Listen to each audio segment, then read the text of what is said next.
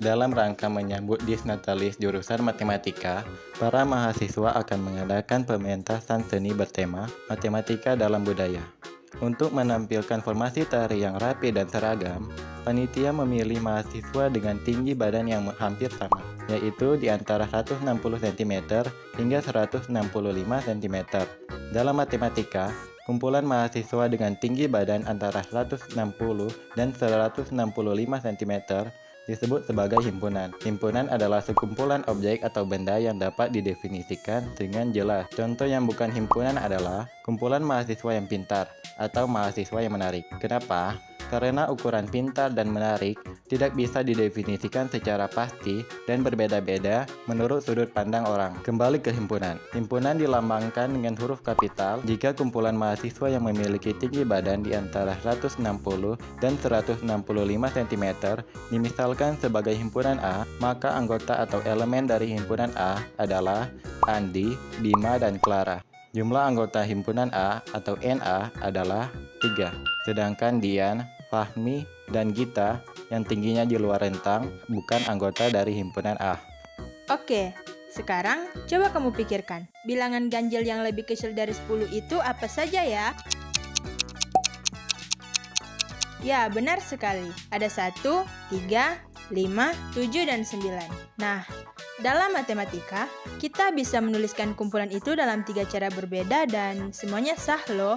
Pertama, kita bisa dengan menuliskan himpunan bilangan ganjil kurang dari 10.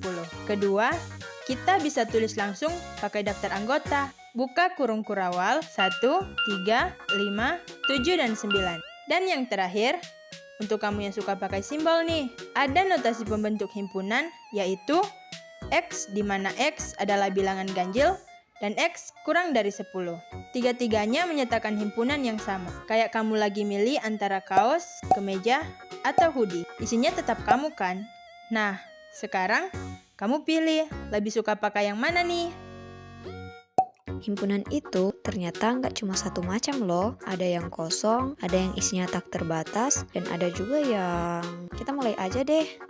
Yang pertama ada himpunan kosong. Himpunan kosong adalah himpunan yang tidak memiliki anggota sama sekali. Contohnya himpunan anak TK yang memiliki KTP. Karena anak TK masih di bawah umur 17 tahun, tentu saja belum punya KTP. Maka himpunan ini tidak punya anggota atau disebut juga himpunan kosong. Selanjutnya ada himpunan semesta, yaitu himpunan yang memuat semua anggota yang sedang dibicarakan dalam satu konteks. Himpunan semesta biasanya dilambangkan dengan huruf S. Misalnya kita punya 3 himpunan. Nah, kalau kita ingin menyebutkan semestanya, tentu harus mencakup semua anggota dari B, C, dan D. Jadi, himpunan semestanya bisa berupa himpunan bilangan asli atau himpunan bilangan bulat. Dua himpunan dikatakan sama jika memiliki anggota yang persis sama, meskipun susunannya berbeda. Selanjutnya ada himpunan ekuivalen. Dua himpunan disebut ekuivalen jika memiliki jumlah anggota yang sama, walaupun elemen-elemennya berbeda. Jumlah anggota keduanya sama, jadi A ekuivalen dengan B. Kayak dua kelompok orang yang beda jurusan, tapi isinya sama-sama 3 orang. Dua himpunan dikatakan saling lepas jika tidak memiliki anggota yang sama. Contoh ada himpunan A dan himpunan B, maka A irisan B sama dengan tidak ada. Ibarat kamu memiliki satu kotak berisi hewan dan satu kotak berisi buah, gak ada kan anggota yang sama, pasti saling lepas. Himpunan tak hingga adalah himpunan yang jumlah anggotanya tidak terbatas. Misalnya himpunan bilangan asli, anggotanya terus bertambah tanpa akhir.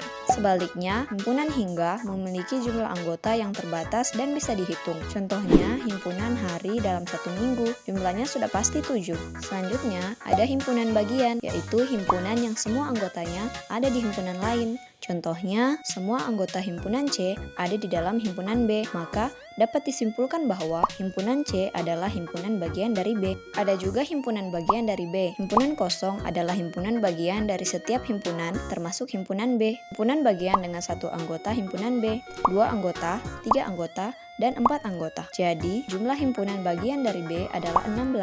Tapi kalau kita tulis satu persatu di tabel, tentu akan sangat lama. Untungnya, jumlah himpunan bagian bisa dihitung dengan rumus cepat. Rumus jumlah himpunan bagian adalah 2 pangkat N, dengan N adalah jumlah anggota dari himpunan. Himpunan juga dapat dinyatakan dengan diagram Venn. Bayangkan ada sebuah persegi panjang besar. Kita tulis simbol S di pojok kiri atas. Ini kita sebut himpunan semesta. Semua himpunan yang kita bahas ada di dalam kotak ini. Nah, setiap himpunan itu digambarkan dengan kurva tertutup seperti lingkaran atau oval.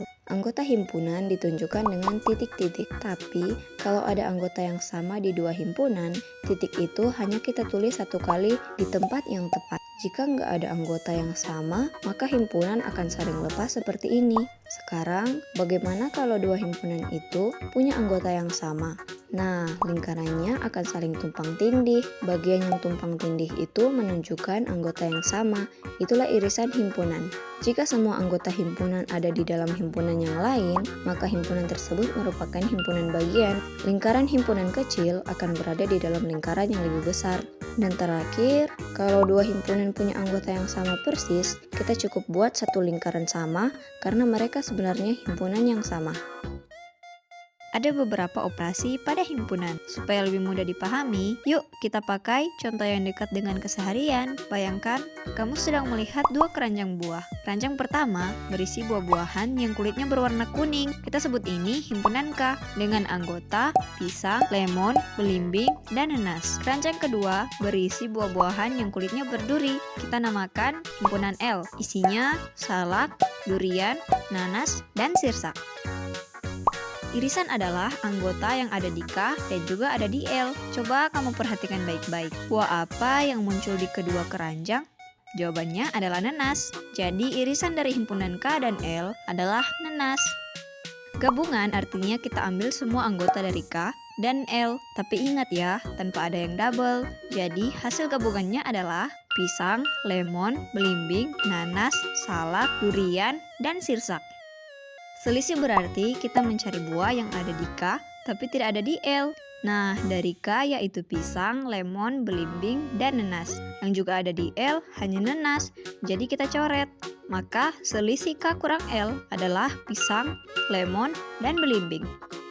Komplement artinya semua buah dari himpunan semesta yang bukan bagian dari himpunan K. Misalnya, semestanya adalah seluruh buah-buahan yang dibahas di sini. Maka komplement dari K adalah salak, durian, sirsak, dan buah lain yang tidak ada di himpunan K. Penjumlahan pada himpunan digunakan untuk menghitung total anggota dari dua himpunan. Tapi hati-hati, jangan sampai menghitung yang sama dua kali. Caranya, buah di himpunan K ada 4. Buah di himpunan L juga ada 4, tapi karena nanas muncul 2 kali, kita kurangi 1. Jadi, 4 tambah 4 dikurang 1, sama dengan 7. Total buahnya adalah pisang, lemon, belimbing, nanas, salak, durian, dan sirsak. Berbagai sifat operasi himpunan dirangkum dalam tabel berikut. Konsep himpunan bukan cuma ada di buku. Tanpa sadar, ternyata kita telah menggunakannya dalam hidup sehari-hari. Di aplikasi belanja, kamu memilih himpunan barang berdasarkan kategori. Misalnya, kamu menulis baju pria warna hitam. Jadi, kumpulan baju pria berwarna hitam merupakan himpunan. Atau, jadwal kuliahmu bisa digambarkan sebagai irisan antara hari dan mata kuliah. Kalau kamu masuk kelas yang salah, ya itu bukan irisan, itu mah nyasar. Dan misalnya di Instagram, siapa ya yang aku follow, tapi dia nggak follow balik. Nah, itu contoh selisih himpunan. Himpunan following dikurangi followers. Sakit, mungkin. Tapi setidaknya kamu paham konsep matematika. Manakah di bawah ini yang merupakan notasi daftar untuk himpunan bilangan genap kurang dari 10? Jawabannya adalah B. 2, 4, 6, 8 adalah notasi daftar dari bilangan genap kurang dari 10. Sekarang soal kedua, diberikan himpunan A terdiri dari 1, 2, 3, dan himpunan B yang terdiri dari 2, 3, dan 4. Nah, berapakah hasil dari A iris B? Dan jawabannya adalah 2 dan 3, karena cuma angka 2 dan 3 yang muncul di kedua himpunan. Gimana? Bisa jawab dua-duanya? Kalau iya, berarti kamu sudah paham dasar-dasar operasi himpunan. Wah, kita udah bahas banyak hal ya hari ini, mulai dari apa itu himpunan, cara menulisnya, jenis-jenisnya, sampai operasi-operasi dasar yang ternyata sering banget kita temui di kehidupan sehari-hari. Gimana nih? Ternyata himpunan itu nggak seseram kelihatannya kan? Justru seru, karena kita bisa mengelompokkan, membandingkan, bahkan berhitung dengan cara yang lebih rapi dan logis. Ingat ya, matematika itu bukan cuma soal angka, tapi juga soal cara berpikir dan cara menyelesaikan masalah.